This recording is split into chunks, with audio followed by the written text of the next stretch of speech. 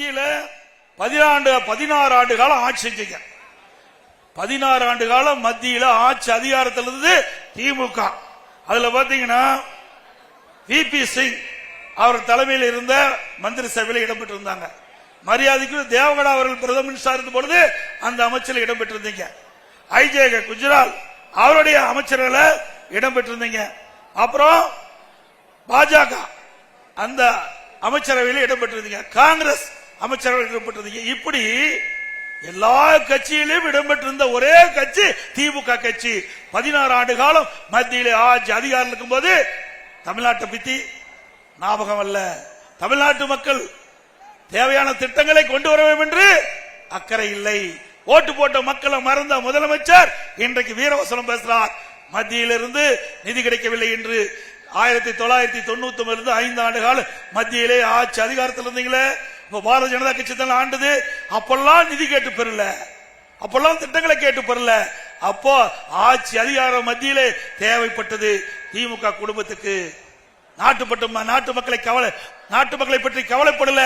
எல்லா கட்சியிலையும் அமைச்சரவையில் இடம்பெற்று மத்தியில இன்றைய தினம் வேண்டும் என்றே திட்டமிட்டு பாரதிய ஜனதா கட்சியை அன்றாட பேசுகின்ற ஒரு பொருளாக்கி என்ன நியாயம் சிந்திச்சு பாருங்க. ஒவ்வொருவரும் சிந்திக்க வேணும்.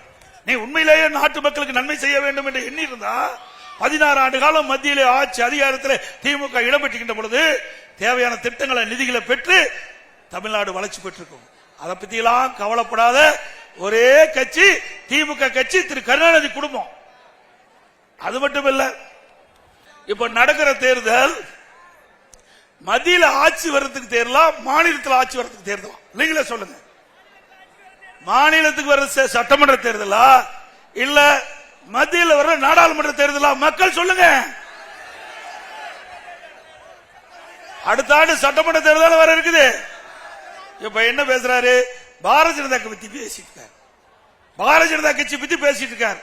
பாரதிய ஜனதா கட்சி அண்ணா திமுக கூட்டணி வச்ச உடனே மரியாதைக்குரிய அமித்ஷா அவர்கள் தெளிவுபடுத்தி விட்டார்.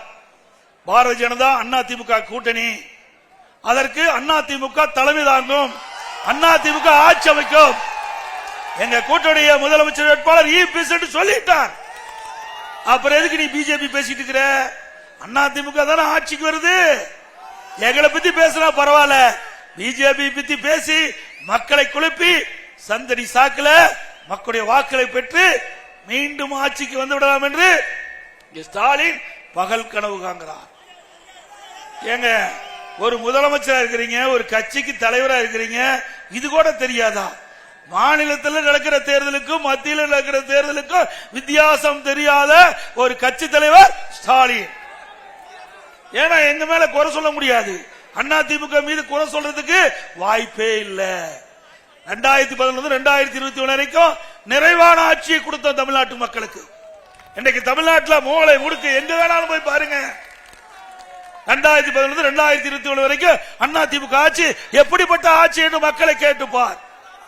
எந்த இடத்துல கேட்டாலும் அண்ணா திமுக ஆட்சி பொற்கால ஆட்சி என்று சொல்வார்கள். அதே நேரத்தில் 2021 2025 வரை 50 மாத திராவிட முன்னேற்ற கழக ஆட்சி எப்படி என்று கேளுங்கள். மக்கள் எதிர்பார்த்துக் கொண்டிருக்கிறார்கள்.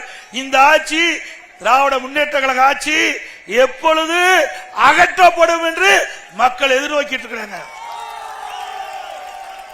எப்பொழுது தேர்தல் வரும் என்று காத்துக் கொண்டிருக்கிறார்கள் ஸ்டாலின் அவர்களே.